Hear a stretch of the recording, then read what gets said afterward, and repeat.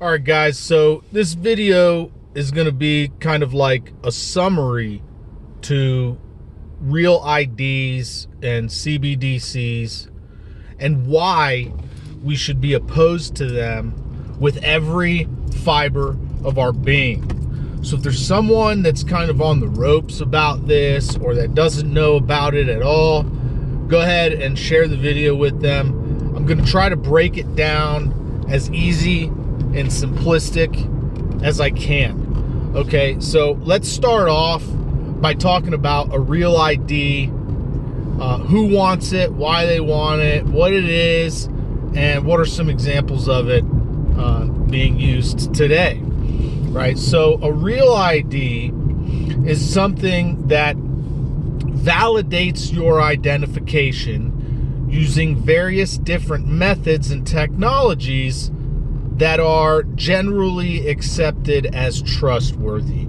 Usually these types of technologies include bioactivity data verification. What does that mean? Verifying your identity by analyzing your body data, your body's data. So things like your thumbprint, your iris scan, the rhythm of your heartbeat, your face, right? You can have a facial recognition software.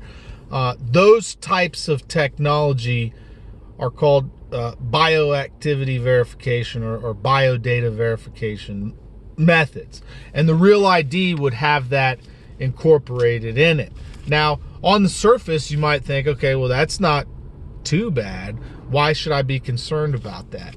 Well, if you have a system which verifies your identity by your bioactivity data, right, then that would also mean that you have access control software or access control lists, which would either allow you access to something or bar you from accessing something based on your bioactivity data or potentially the way in which your social interactions align with the political party's desires.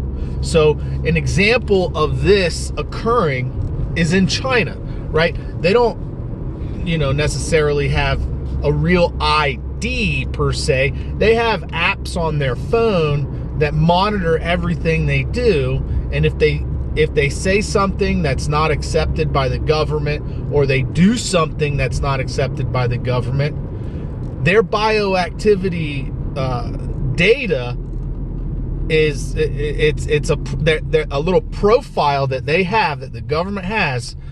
Their profile is put on a naughty list, and they're barred access from certain things like buses or trains or planes or loans, credit increases, things like that. They are not allowed to conduct in certain commercial activities.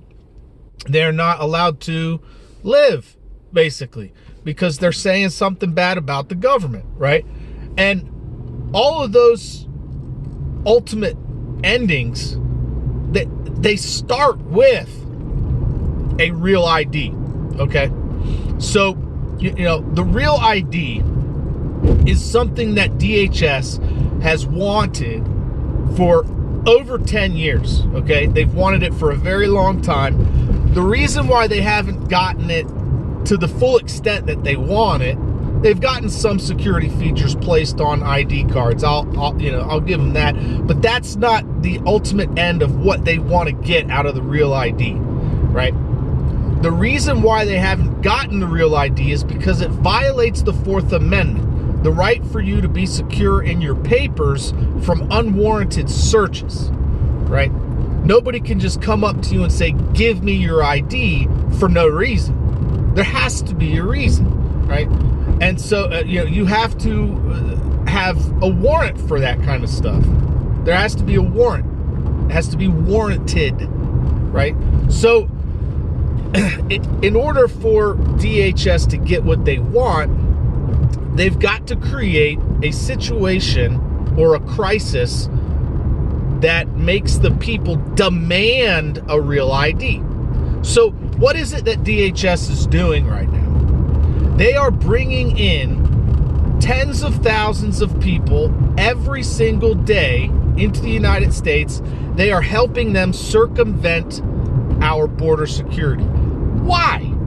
Why on God's green earth would they be doing the opposite of what we're paying them to do, right? We're paying them to help secure the nation, and they are actively doing things that could help to harm the nation, that could bring in potential terrorists, potential state actors, covert operatives. They are helping assist them to come into our country, right? Well, when you look at someone's desires, what it is that they want, then you can start to see the motivations behind their actions, right? We know that DHS wants a real ID. So how could they but it's unconstitutional and the people don't want it. So how could they get the people to demand a real ID and an amendment to the Constitution? There has to be some kind of crisis, right? Problem, reaction, solution. Now, I want to put this in the back of your mind as well. Trump is up for re-election, okay? And his big thing for this election is border security again, right? So if he gets into office and there's some kind of crisis where, and he's already said he's going to round them all up and send them back, you got to ask yourself, how is he going to be able to do that? How is he going to be able to identify every single person that should be here versus the ones that should not? How is he going to do that without violating your right to be securing your papers from unwarranted searches? There's got to be some kind of temporary temporary hold on the Constitution, or there's got to be some kind of new identification method that he could warp speed out. So we need to make sure, right, if he gets in office, we rein him in on that. And a situation where we've got millions of unvetted migrants in the country that are doing harm to us, that sucks. But, it's something that this treasonous government and the DHS specifically was responsible for. So instead of giving up our freedoms so that they could get what they want, we need to remember that those are the people that need to be held accountable. And we need to arrest them, and we need to bring justice to the people that conducted treason, that are responsible for aiding and abetting the enemies of the United States. Because, as a matter of fact, that's precisely what it is. You're aiding and abetting the enemies of the United States, Mayorkas. So, I'm sorry, but on this channel we call people out. I'm not afraid to say names. Not afraid to call it as I see it. You shouldn't be afraid of that either. We have the First Amendment freedom of speech in this country, and you should practice it. You should practice it. Do not be afraid to push the Overton window to where it ought to be, right?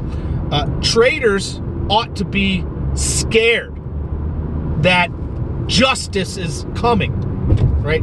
That retribution is on its way, right?